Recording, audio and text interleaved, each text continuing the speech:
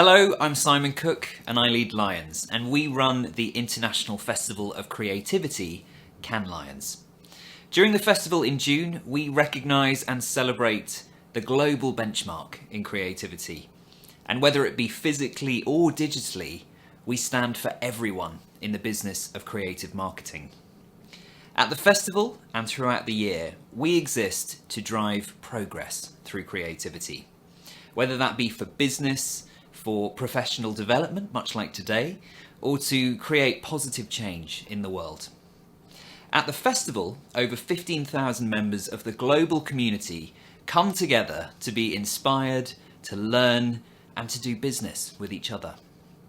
And over the past 2 years, we've been able to demonstrate and democratise that experience alongside the rich learnings that we hold, with over 100,000 members of the global community coming together virtually to learn from the very best creative and effective work on the planet right now. In June this year, we created Lions Membership, the home of creativity. At Lions, we're fortunate in that we sit on 65 years worth of data and information about what best practice looks like in our industry. Lions Membership is a year-round forum and a resource for our global community, designed to help accelerate everyone in pursuit of creative excellence that drives business results. As a member, there's access to the awards, the work, the creative benchmark, learning opportunities and masterclasses led by world-leading experts. And alongside that, there's also access to exclusive talks and thought leadership from some of the most well-known future-focused thinkers on the planet right now. Look, we are absolutely delighted to partner with the ANA. A few years ago, we established the world's first global CMO Growth Council. And as some of you may know, at the festival every year, we host the most influential chief marketing officers on the planet, who come together to set the agenda for the global marketing community. It's a united coalition of marketing leaders who strive to identify and break down some of the barriers to growth in our industry. That annual global meeting is extremely important, of course, but the talk has to be backed up by action. Most recently, the ANA and Lions realised that there needs to be a real focus on learning in our community and upskilling. It's never been more important. So as part of the ANA's Global Day of Learning, Lions is proud to offer up and present an exclusive piece of content from Cannes Lions Live, which took place in June earlier this year. A truly inspirational and future-focused session that is only available to Lions members. Today, in the spirit of raising the bar and contributing to this Global Day of Learning, I'm delighted to present one of the highest rated sessions at Cannes Lions Live from June this year for your viewing pleasure, something that is usually reserved for our members. So during this session, YUVAL Noah Harari, the futurist and best-selling author of Sapiens and Homo Deus, speaks to Neil Lindsay, the Vice President of Marketing at Amazon. And they're going to be talking about the transformative power of storytelling to evolve societies and brands during this period of great uncertainty. I hope you enjoy the session, I hope you learn a lot and enjoy this global day of learning. Thank you very much.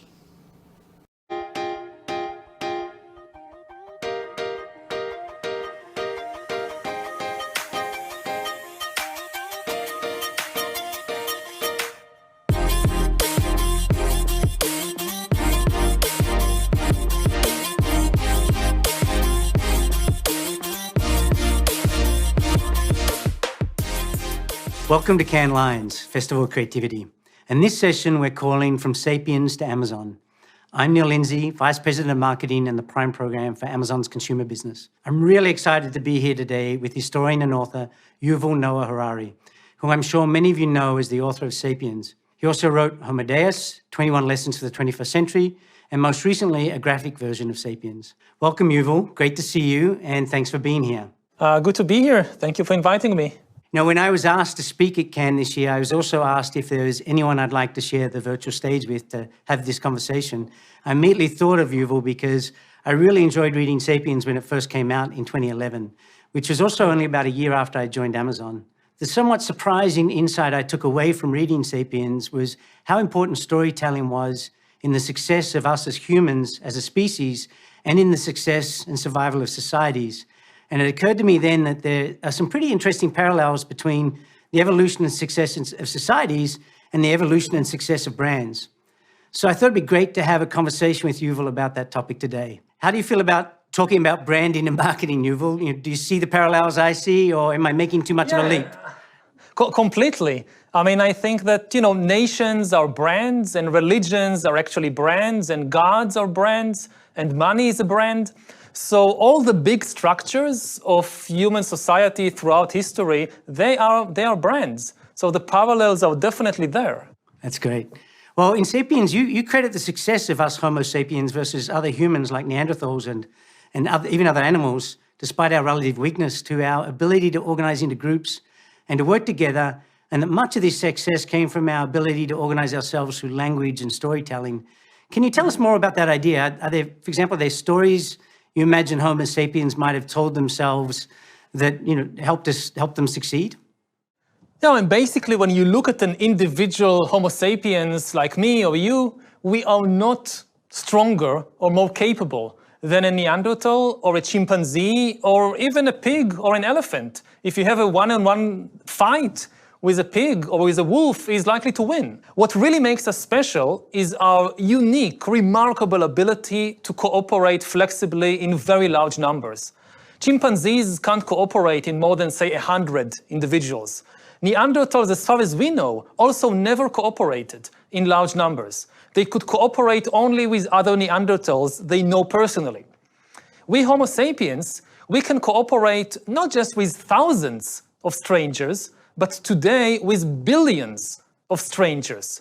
If you think about nations like the USA or China, or about the global trade network, this is a system of cooperation between hundreds of millions of people who never met each other, they don't know each other personally, and still they can cooperate to produce a shirt or to have a conference via the internet. And if you try to understand where does this ability to cooperate in large numbers come from, you get to storytelling.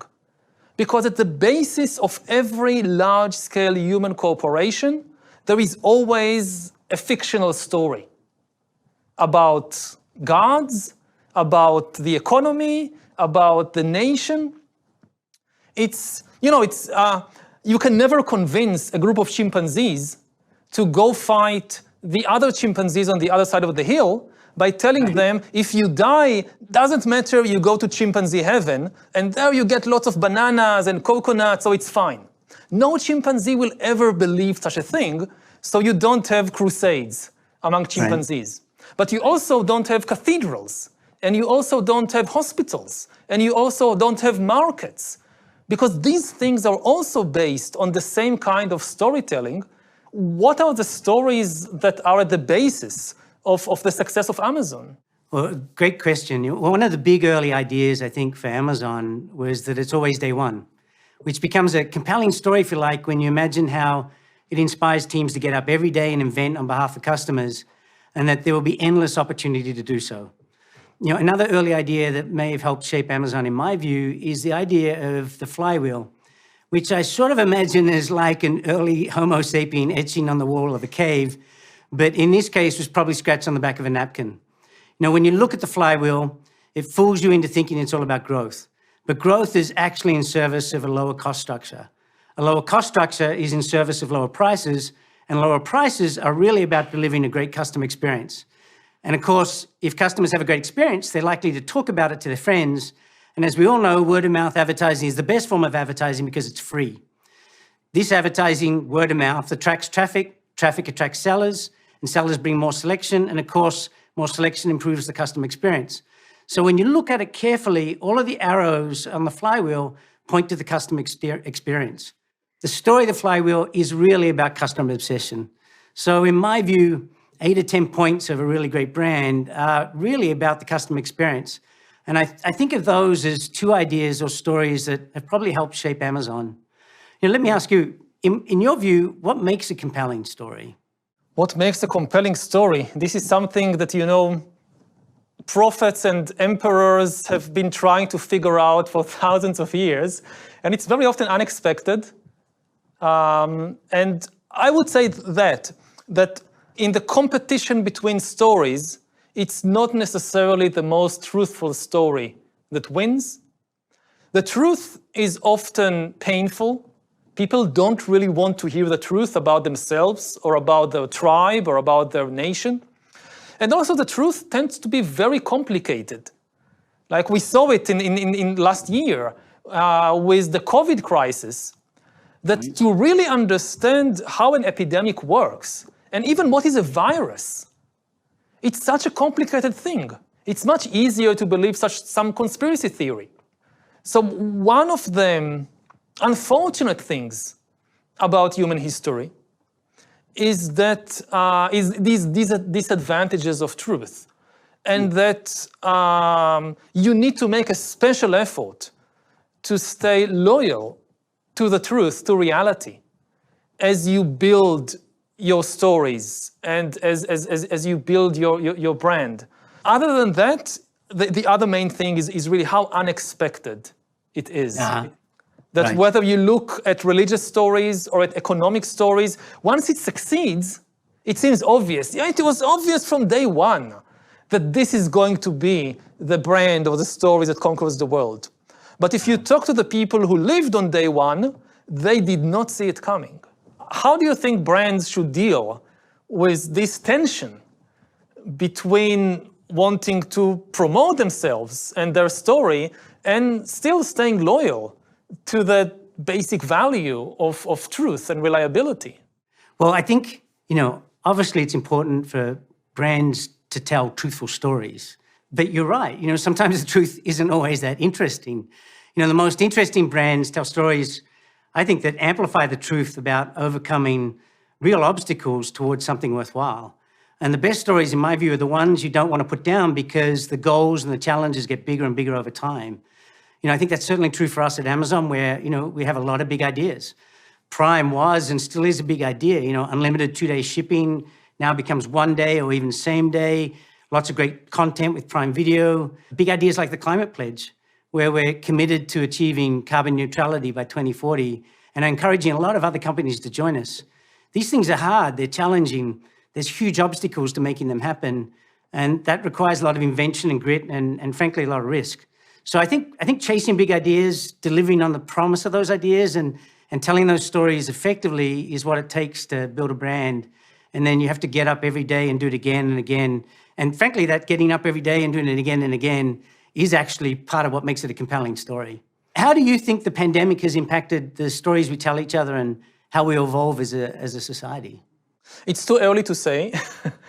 It takes time for something as big as COVID, and it's far from over. In much of the world, it's just getting worse as we are speaking. So we still don't know what would be the kind of final shape of the COVID-19 pandemic. Certainly in terms of art and storytelling, if you think in those directions, it made us realize a lot of new things about ourselves, that people, for instance, value connection, physical connection. They suddenly realized how vital this is. I think it's up to us to decide what we want it to be. Mm-hmm. On the one hand, the pandemic can increase, tensions and hatred and illusions in the world. If we blame the pandemic on foreigners and minorities and create all these conspiracy theories and spread it around, then the result will be more hatred and more ignorance. Mm-hmm. On the other hand, we can choose to spread other stories. We can choose to focus on the need for global cooperation. We can choose to focus on generosity, on the need in this crisis to help all the members of the human race. Nobody is left behind. And we can also choose to focus on the value of truth and science and put our trust in that. And that is a decision that corporations need to make, and TV producers need to make, and politicians and individuals. And from this perspective, it would be interesting to hear what's your take on that. Where do you think that Amazon storytelling is going, or storytelling in general is going, with the new situations that COVID has created? Well, I think the pandemic has forced a distance that has clearly changed how we collaborate and how we create. For example, I think it would be much better to be wandering along the Mediterranean in Cannes together between sessions, and there's an opportunity for creativity that comes from that doesn't quite happen the same way remotely. And clearly, video production and storytelling has been more complicated, but in some ways it's also, I think, forced a simplicity to storytelling, particularly in advertising, that has its own authenticity and beauty. The shared experience of sort of fear and disappointment and the uncertainty about when this would end has also exposed some universal truths, like, the grit and determination and what it takes to keep our chin up for ourselves and for each other. I think that's prompted some inspiring stories and creativity, and in some ways I think it's encouraged more focus on a higher order of ideas and more heart. And I feel like there's some positives in the way we're telling stories that have come from this very difficult experience. Let me ask you, when you think about the most successful stories in societies or brands, what comes to mind? Why do you think they were so successful? The most successful story ever told is definitely the story of money, because it's the only story that everybody, almost without exception, believes. If you think about something like the US dollar, which is just a story, it has, you can't eat it, you can't drink it. Its value comes only for our imagination. And the amazing thing is that almost everybody believes it. Not just the Americans or the Israelis, also the Chinese are happy to sell you cars and refrigerators for US dollars. This is really the most successful story ever told. And it also builds trust between all these different actors. It could be lost in a moment. I mean, you can go to the store and the person there refuses to take your dollars, and you go to another store and the person there also refuses to take your dollars, and that's it. It's worth nothing. All that you have accumulated in your bank account or under your pillow or whatever, it's worth nothing. And things like that has happened in history from time to time. So understanding how you build trust in something like that, now that's a really big story. Right. It's so interesting to think about money as a brand, and that all institutions are brands in some way, and in some way fiction. Money and successful brands are clearly dependent on trust, and the system needs to be honest, or as you said, the currency is likely to fail, right? The next store is not going to take the dollars. So speaking of trust, how do you see Amazon on that front? I mean, how are you doing with gaining the trust of the public? Trust is something you earn every day, and you have to re-earn the next day. I recently heard trust described by a behavioral scientist as sort of, his name is John Levy, that trust is made of competency, honesty, and at a higher order, benevolence. Competency clearly is, saying you're doing what you say you're going to do. Honesty is making sure that you're not lying at any point in time. And, obviously you trust a friend even more if they do those things, and then actually surprise you maybe occasionally with something that unexpected, maybe bringing you some soup when you're not feeling well. And I think that's true for corporations too. The starting point is to be competent. At Amazon, we work hard to deliver on time and have the right selection and have great content, to be transparent about your motivations. And for example, it's one of the reasons we encourage people to come and visit our fulfillment centers and see what the working experience is really like. It's why we publish things like our diversity goals and things like the climate pledge, which requires us, we've voluntarily acknowledged what our carbon footprint is, knowing that it's actually going to be quite hard to achieve those goals. So I think it's, there is a expectation, a requirement, I think, for corporations to work hard every day to earn and keep that customer's trust. We're gratified that we often show up as one of the most trusted companies around the world, but we never take that for granted. We know there's a lot of work involved in keeping and maintaining that trust. Yuval, in Sapiens, you seem to imply that part of our success as humans is also due to our intolerance of others. And that's motivated us to, in some cases, to dominate and destroy as species, intentionally or not. In some ways, we're becoming more inclusive as a society, at least to other humans, even if it feels like that's in fits and starts. Do you think that's true? Yes, I think, generally speaking, there are a lot of exceptions, but generally speaking, I think it's true. And when I look at the last century, maybe the most hopeful story that I know of is the feminist revolution and the change in gender relations, because not only was it one of the biggest social revolutions ever in human history, it was also extremely peaceful. A lot of people think that in order to change something fundamental in social relations, you need violence. You need guillotines and gulags and wars, otherwise you can't remake society. And the feminist revolution gives the lie to it, because not only it changed maybe the most fundamental relations in human society, it did so completely peacefully. They started no wars, they didn't lock anybody in any concentration camps, they didn't murder anybody. So this gives me hope that we can continue to change human society for the better and do it peacefully. Well, that's a really helpful thought, Yuval. And personally, I'm as hopeful also, about the gradual move towards inclusion. And sometimes it's not that gradual, which is fantastic. And as marketers and as brands, I think we have a role to play in encouraging that inclusion, both in our actions, actually mostly in our actions, but also in the stories we tell. Let me ask, do you have any last thoughts for marketers on the parallels we've talked about here, between what you've learned about evolution of humans and societies and the building of brands? Is there anything we didn't talk about? The most important thing is to remember that in the end, brands are just stories that exist in our imagination. We created them to help people. Brands can't suffer and can't be happy because they don't have any minds, they don't feel anything. Humans can suffer and humans can be happy. So yes, you must serve your brand and your profession, that's your job, but in the end, make sure that it's the humans who are happy and not only the brands. That's an awesome thought to leave it with. It's all about humans, human obsession. Thank you, Yuval, for participating today. I really enjoyed the conversation. And with that, I'll leave you all with something to think about. What can businesses do to help fight the climate crisis? I've got a few ideas. Ich hätte so einige Ideen. Alcune idee ce le ho. Use wind or solar. Or both.